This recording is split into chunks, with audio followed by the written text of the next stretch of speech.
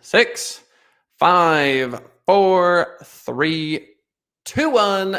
People of the world, hello and welcome to Marketing as a Foreign Language, episode 188. You know me already. My name's Colin Kelsman. I just so happen to own Send It Rising Internet Marketing, SEO, pay-per-click, WordPress, all that jazz. Today on the show, we have a gentleman whose backdrop is the greatest backdrop in the history. You think you got a good backdrop. You think that you got a green screen and you got the Zoom, whatever, and you've got that gorgeous New York panorama, but everyone knows it's a green screen. They know it's a green screen. You're not fooling anybody, but you have that vision and dream of having that stunning Manhattan, ridiculous high-level penthouse backdrop.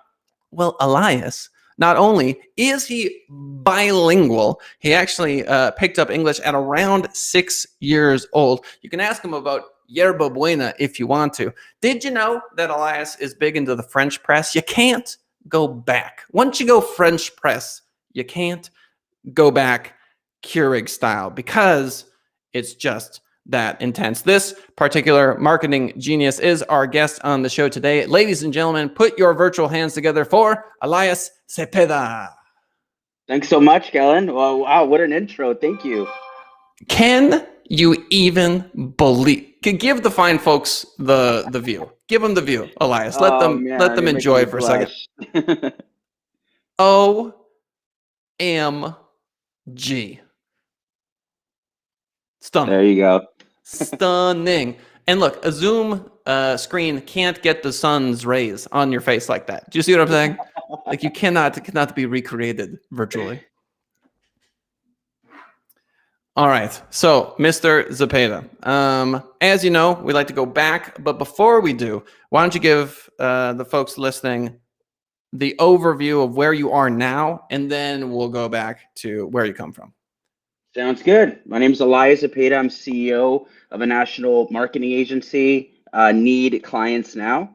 I've been in the marketing industry for over 11 years now. And what we do now is we specialize in building, producing high converting sales funnels that help businesses scale and grow by generating leads and converting those leads into customers.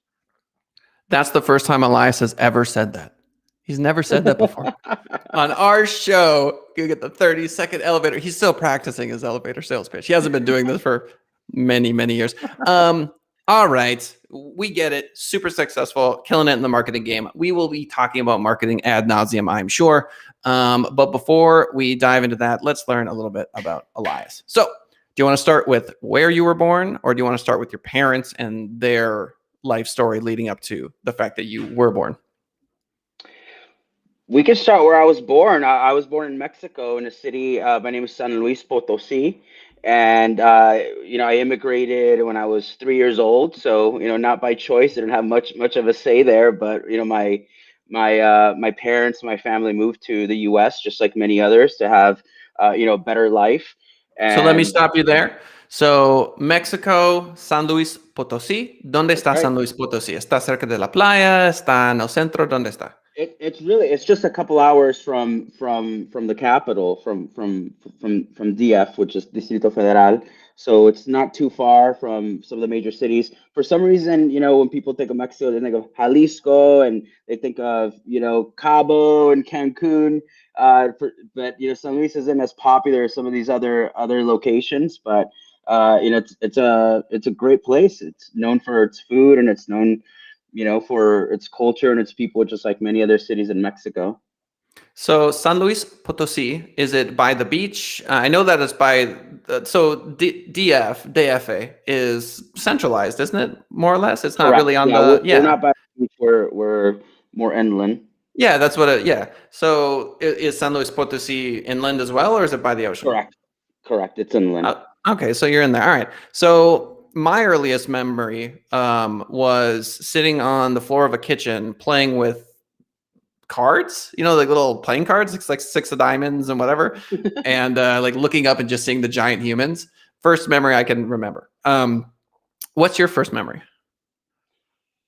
My first memory, I have some vivid memories of preschool. I remember, preschool, getting into preschool. I remember getting, chicken pox at a very young age.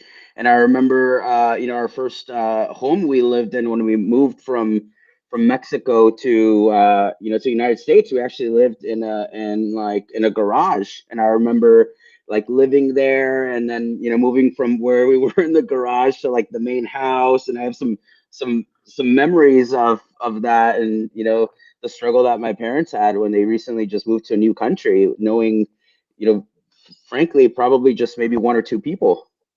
There is no substitute for that experience. You can't buy that in a store. You can't drink it. You have to experience that. And it's one thing to look at Elias and see this gorgeous Manhattan backdrop, and understand his story. But I have the same level of respect for anyone. I don't care what your backdrop is. Maybe your backdrop is, some very modest home in Arkansas. I don't care. The reality of growing up that way, especially as first, second generation immigrant, I mean, that is legit. So your parents obviously had a lot of courage. What was their English proficiency level when they moved to the United States? They didn't have any English proficiency. Maybe hello. Maybe that's the extent of it. But they came to this country without knowing a single word of English. So sure, it was challenging for them, but fortunately, we came to Southern California, specifically San Gabriel Valley, and Southern California, Los Angeles County has a very big, Spanish speaking community, Hispanic, Latino community. So I think they were able to meet others that spoke Spanish, and they were able to kind of get by with speaking to Spanish speakers. Oh yeah, I mean, come on, dude. For those of you that are thinking about learning Spanish, here's what you do. Instead of watching Netflix with English subtitles, just put on those Spanish subtitles. Spanish is very easy to pronounce. All of the letters it's not like English with words like through, thrug, right? These ridiculous words. English is weird. Spanish is not weird. Very easy to pronounce. So yeah, just throw on Spanish subtitles. And I don't know, you have access to the internet. So learn Spanish. I consider learning Spanish for the gringos out there to be a very neighborly thing to do. Okay. If you have a neighbor, you want to communicate with your neighbors, ergo, pick up your Spanish. You can do it. Don't trip. Get back into it. So, do you have kids? I don't. There are no kids. All good. Question for you. How immensely, unbelievably, indescribably proud of you do you think your parents are? I think they're very proud. I have, two older sisters. I'm the youngest, and I have two older sisters that are also, very accomplished. And one of my sisters has her doctorate degree, the other has her master's degree. I only got my bachelor's degree, so I was somehow the black sheep of the family that I didn't get. Especially coming from an immigrant family, they value education so much. So gosh, it stopped now, but in my 20s, it was always, when are you getting your master's? When are you getting your master's? When are you getting your master's? And for what I do, in the marketing world, it's really not necessary. It's really not necessary. So it's very hard to, to really describe that it's not necessary. I'm going to take a different path. I don't need my doctorate degree. I don't need to have a master's degree, and I'll be fine. So I'm sure they're very proud. But I'm blessed to have two older sisters to help also pave the way and really instill the importance of education. As a matter of fact, growing up like in junior high and high school, we'd have these holidays called staff development days, and these were days where you just didn't come to school because I guess the staff was working on developing, and and so on those days when the average kid was playing video games and watching cartoons, I was forced to go to college. So I would go to my sister's classrooms, and I would attend class with them, and it was not by choice, because I'd rather be doing something more fun. rather stay home. But I was kind of forced to go to these college classes with my sister. So I think that little things like that really help mold, the person that I am today. But definitely, parents were very big on education and instilling. Really big on instilling education in our lives. Yeah. Are they still with us? Are your parents alive? Yeah, definitely. They're both alive and well in the state of California. Love it. Lillian in chat writes, I've been learning Spanish for 16 years and can still only swear fluently. So That's there you what have it. pretty much everybody learns, all the bad words, and it's not a bad way to learn to learn Spanish. My tip would be novelas, so watching Spanish soap operas, very dramatic, and you'll learn a lot. Yeah, get into a show. Okay, so very young, 3 years old, San Luis Potosi. You make your way to San Gabriel's Yeah, San Gabriel Valley. in the valley in California. Okay, so let's do a little bouncing. So in marketing for the clients that you currently have, um, marketing is martial arts. Marketing is kung fu. Marketing is it requires patience and intuition, and it's not so cut and dry. So how much of you growing up and having to overcome things like, oh, I don't know, learning English in school as opposed to at home, would you argue relates to tackling a marketing program in 2021? Well, you have to like adapt to what you're learning. You have to immerse yourself in something. So whenever you're learning something new, you're immersing yourself in what you're looking to accomplish. And marketing for me, it was the same way. I needed to immerse myself in the services that we're offering. I needed to always be learning. I needed to attend webinars and forums and just be as active as I could in the community in order to provide the best level of service for the clients that I represent. So I think there's a lot of similarities in just immersing yourself, rolling up your sleeves, and just digging right through, and understanding what you're looking to achieve as much as possible. You know what? I think that is the word to describe it is immersion. And folks that are afraid of immersion, I think, struggle unnecessarily. It's to me, it's the diving, literally immersing yourself in water, baptizing yourself in the knowledge of whatever it is we're talking about. For example, I am better than 9 out of 10 chess players on chess.com. I'm in like the 90th percentile. I know. Nice. I know. I know. It's cool. It's cool. Damn. And the reason is because I've played 10,000 games and I've lost half of them. So I've lost Yep. and a loss feels like 10 times worse than a win feels good. Like it's like, oh, dang, because you made a mistake. Like the reason you lost is you screwed up something along the way. But it is specifically that immersion into that environment that actually progresses one along any path. It's like staring at a pool and going, gosh, I get in, not get in, get in, not get in. No, you have to get in. There's no learning until you get in.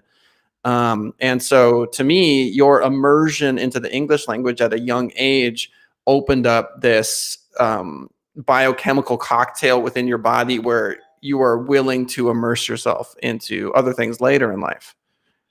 It also has a lot to do with interest, of course, right? Because I've told people when people ask me, how do I learn marketing, and how do I get really good at it? And when I tell them, like, you have to immerse yourself, you have to watch YouTube videos, you have to subscribe to things, you have to purchase courses, you have to ask, you have to have a mentor. When I say all these things, if there's the part that you can't teach is like the interest. So there has to be some aspect of it like where you really have to have a strong desire, and by having that strong desire, it's going to make the immersion aspect a lot easier, because now it's not like a chore. So when I was learning marketing, I would spend hours on hours, but that's because I had a genuine level of interest and understanding, because I was so geeked out and amazed by what can a sales funnel do to a business. How can you generate hundreds and thousands of leads? Like I was truly fascinated by that level of sorcery, and I wanted to learn everything about it. And so there has to be a strong authentic desire, and that's what's going to allow for you to immerse yourself naturally. Yeah, sorcery is such a good word for it. I was just talking with Daniel Hughes on the show last time about how a web page you scroll through a web page, which is just like a wizard and a magical scroll. You know, to me, before I knew how to put anything online, it still may as well be magic. What we're doing right now, the fact that I'm talking to you from this ridiculous Manhattan office space that you have is magic. I don't understand it. I don't know how Wi-Fi works. Are you kidding? I don't have a clue. Magic. Um, and so, yes, I could not agree more with the premise that immersing yourself and actually caring is the primary thing. So, yes, if you're not into it, I'm not a cheerleader, man. I'm not going to go motivate. It's just you're going to do it or you're not going to do it. Right. So you are in California. Your parents don't speak much English, if any at all. You're very young. You start going to school. What kind of kid were you? Oh man, I was so talkative. I would love to go back and look at my reports of the comments that my teachers made. I don't know if that's possible to request that, but I know that I was a very talkative kid, and my teachers, were always trying to control me and get me to quiet down. I actually have a pretty funny story. My mother, like not knowing English, when she would go to these parent teacher conferences, uh, I think, I mean, I don't remember, but I think she would just nod her head, like, yes, yes, okay, maybe understood a couple words like good or Elias is bad, or, might have understanding of that. But there was one specific story that I remember where my teacher, I think this was like in, oh gosh, I don't know, maybe first or second grade. She says, Elias is very wild. He's a he's a wild child. And my mom, I think, was nodding and goes home and then looks up wild in the dictionary, and it said like savage like, savage like, and she was like offended. So she came back, and there's this whole dilemma with the principal and the teacher, Don't call because my my son mom, wild. yeah, it's like my son is not an animal. He's not a savage animal. So she was a little offended at that, but I thought, looking back now, it's kind of a funny story. But yeah, I was very talkative. I was always an extrovert, and I think that helped me, later in life, but during school, during elementary and junior high and high school, definitely got me into some trouble sometimes. So let me ask you this weird question, nature nurture. So you are one of three, two older sisters, Correct. and doctorate, masters, obviously very intelligent. To what extent would you say it's genetic, the success that your family has had? To what extent would you say it's nurture? And then to what extent would you say it's opportunity, being in a place where there's actually an ability to go and be successful? That's a good question. I think a lot of it is I really don't think it's a hard one. I don't know if I would say it's genetic, because my parents never had a college degree and their parents never had a college degree. So we were, our my sisters and I, we were the first ones to actually get a college degree. So I think a lot of it was their parenting and them instilling and them wanting to give us a better life than they lived and their parents lived. And so it was that focus of like, hey, this is education is so important. It's very important. I remember, a story when I was younger, when we'd visit a family, and there was a family that we visited, and this man had five children, and they all grew up to be doctors. And I remember how much reverence there was for my father, and saying like, look, look how proud he is. All of his kids, they've all gone and had a degree, and they're accomplished, and just stories like that, little by little, different stories throughout the years of them instilling how important it is. I think that had really a lot to do with us really understanding how important it is, and knowing also that they, immigrated here to live a better life. And so I think it was equally as important for us to show our gratitude by doing what they wanted, and we know that education is something they really wanted us to accomplish. And clearly that worked. So you managed to talk your way through elementary school. I assume you had a lot of friends. You're social. You're because you talk a lot, right? So you have friends. Yeah, I had friends. Yeah, definitely had friends. Was never Yeah. really, like a popular kid, especially like junior high. It was hard. I think for a lot of people, junior high kind of sucks. Dude, junior high is For brutal. junior You've high is got one of the kids that are worst, like right? 5'9" and kids that are like 3'8", like just like walking by each other. It's a very strange time. So I think junior high was tough for me, and I think in high school, from sophomore year up, I started you start developing, you start understanding yourself, you begin to understand things, and you start getting more acquainted with people and become better friends and understanding what true friendship is. And I think it's just the older you grow, you start really understanding people a little bit better. But that was my school experience. So a lot of people that get into public speaking have a history of either being a lead singer in a band, some sort of like musician vibes, or some stage time. Did you ever do stage time? I did. I was in improv, and that was really cool. So drama was something I had a big affinity for in high school. I think I took drama. I think maybe all 4 years, or at least 3 years. But I was in plays and that type of stuff. And then I think this was my junior year.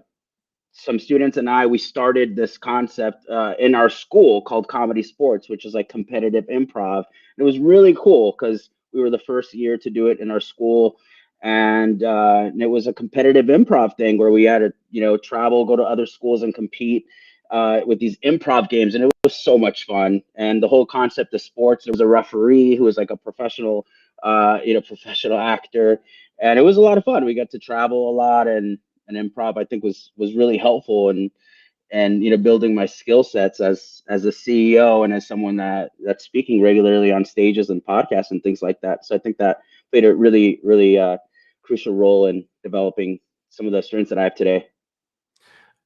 Chris Rock has a bit where he says Superman can't do stand up.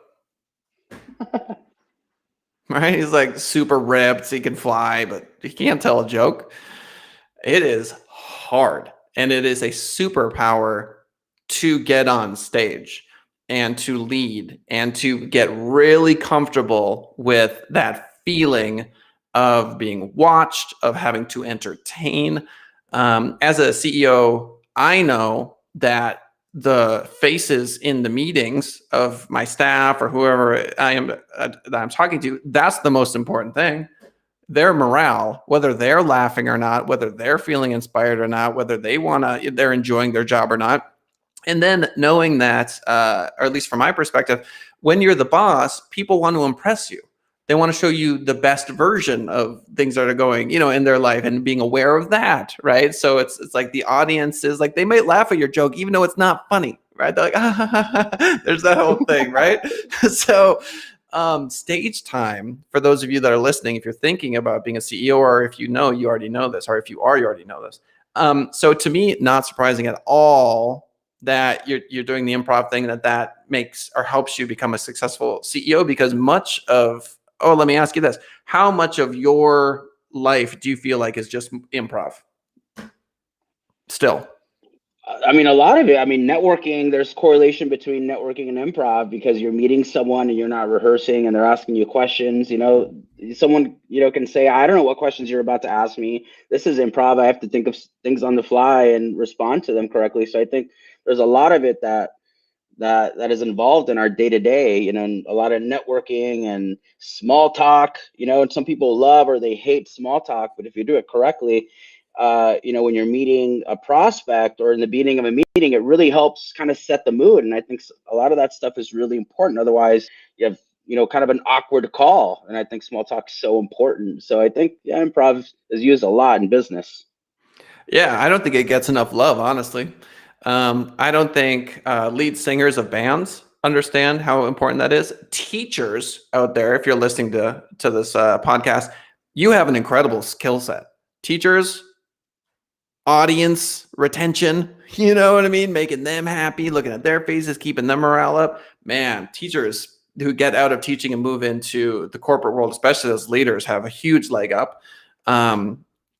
Okay, so high school, there you are, smoking a lot of weed, doing a lot of drugs, No, mostly the no. intravenous stuff, just the heroin. No, I was pretty good. Yeah, I was pretty good with that regard. I wasn't drinking or doing anything like that in high school. I was pretty good growing up with some semi-strict parents, that was also a really big deal to them, especially in the Hispanic culture. I mean, now it's changed, I believe, but, you know, many years ago, they would perceive probably someone that smokes marijuana as the equivalent to someone that's doing like a hard drug like heroin, which is kind of foolish because fast forward to where we are now, it's legalized in so many places and there's a different attitude. But in the Hispanic culture, let's say 15, 20 years ago, it's seen as a really, really bad thing. So I think that would really disappointed my parents. So no, I was pretty good in that regard, fortunately. Okay, so you were never tempted by the devil's cabbage? Devil's lettuce. No, yeah, I really wasn't in high school. No. No, good for you, dude.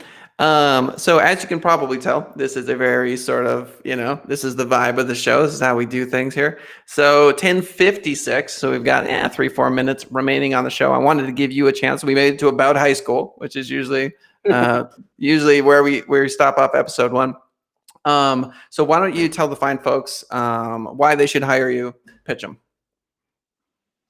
Well, if you're a business owner and if you have a business and if you're looking to grow, let's say you're looking to expand into a new territory, let's say you're opening a new market, or let's say you want to really build a sales team, you're gonna need a sales funnel. You're gonna need to develop what online tactic is gonna really help generate leads, and you're gonna need to figure out how to convert those leads. And that's exactly what a sales funnel can do for your business.